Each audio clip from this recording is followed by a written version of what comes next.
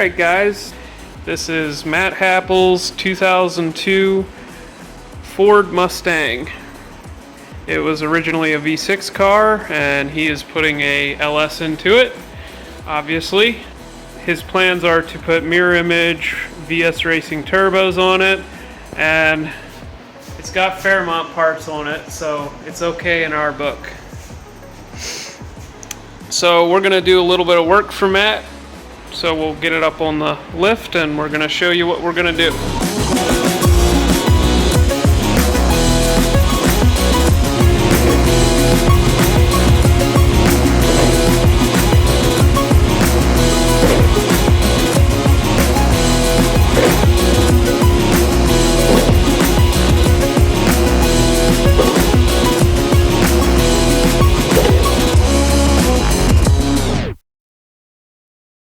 So we know that Matt is capable of making a lot of horsepower here, but he has access to something here that he typically doesn't, and that's a trans brake. When you release your trans brake after building a lot of boost, it sends a lot of force down through your other drivetrain components. Because of this, the factory torque boxes can no longer restrain the forces and you're forced to upgrade. Because of this, Matt asked us to work our magic on the torque boxes. He has already purchased a kit from UMI, and after looking over it, it looks like it would be adequate for a car that's running high 8s, but for the speeds that Matt is planning to go on this, we're probably going to have to do a little bit more. It's pretty well documented that if you launch a Fox body with a trans brake with the stock 4-link pickup points, you're basically going to crush or tear these mounts out of the car, and because of that, they need to be reinforced.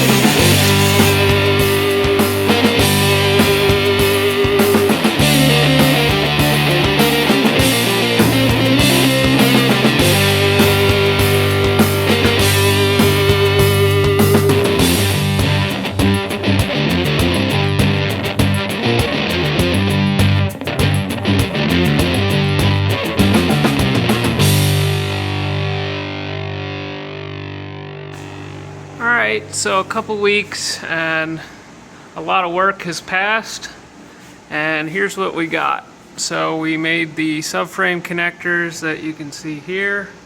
They tie into the torque boxes and basically double up the entire front unibody frame section.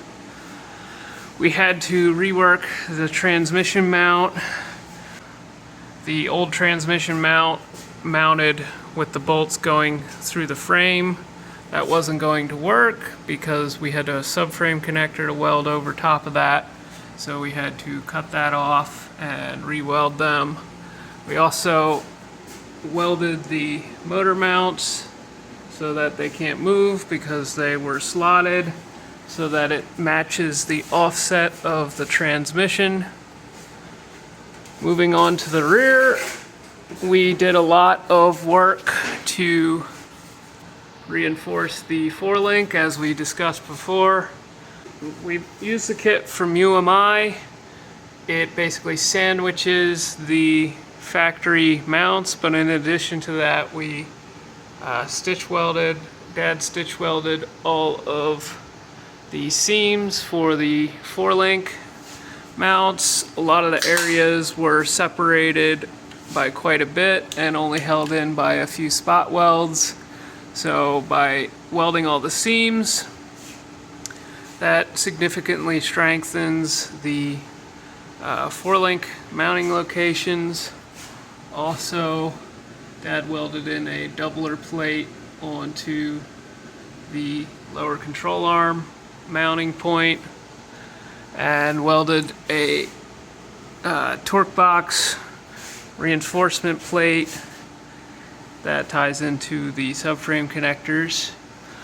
Also, what we had to do was the control arms that Matt provided were not going to work because they were designed for a rear end that had the factory angled part on the lower control arm mount. You can see what it looks like on the rear that came out of it. You can see there's a very clear angle on that lower control arm bracket, and the rear end that he had built for this car did not have that angle in it, so the lower control arms were not going to work. So we just basically cut them apart and used some control arms that we had laying around to make it so there were spherical rod ends on both ends, and this one's just angled a little bit and this one goes in straight.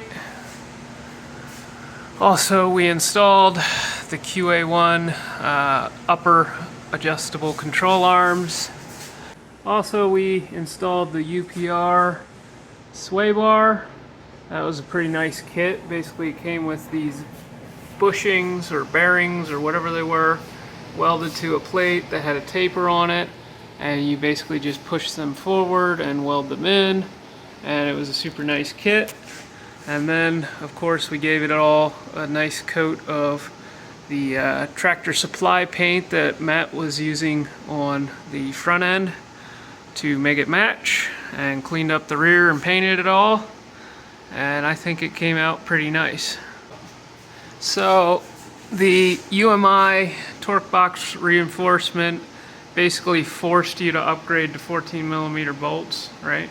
No, the car was 14mm. Oh. And the kit was 12mm. Okay, so the car had 14mm bolts in the front, but the UMI kit was set up for 12mm bolts, so we had to drill out the bolt holes for 14mm bolts. And a little note for Matt, there are some bolts that are not the factory ones that we need to send you, so you can install them there. Yeah, because of the reinforcement on both sides and the fact that we're going to a solid joint, we had to get a AN bolt that has a full grip length that'll go through the washers and the whole length. That way it's a solid shaft through here. The factory bolt has the reduced section because they tension all their bolts, and with this being a solid joint, it's just going to wear everything out. So you use the grip length to get through the whole thing, and those are being made right now. Okay. Same with the lower control arm bolts. These have to have a full length bolt so that the grip length goes the whole way through, and fortunately on that one we were able to use a standard AN bolt. Okay.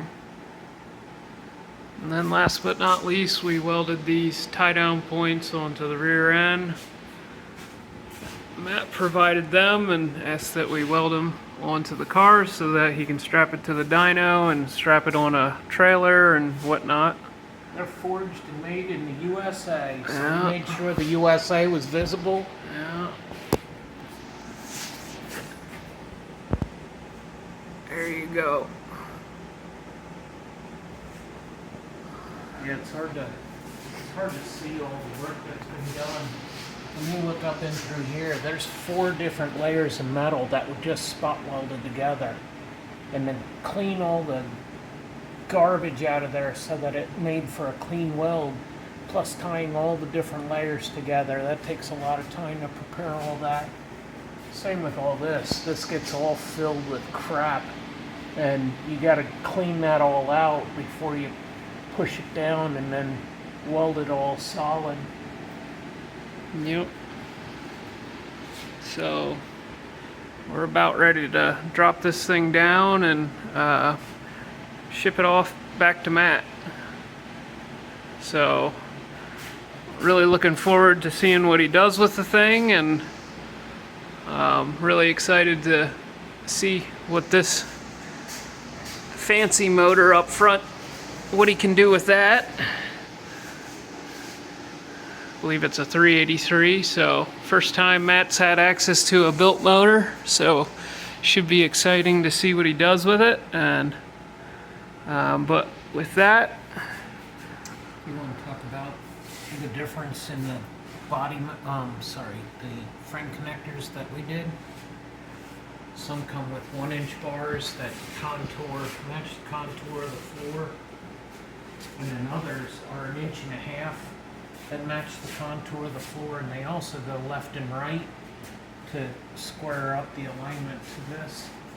What we do is we contour this, profile this to match so that it can be welded, and then it goes straight back, and the anchor point is off center from this so that everything is straight and straight, rather than having the offsets and the changes in the pitch angles.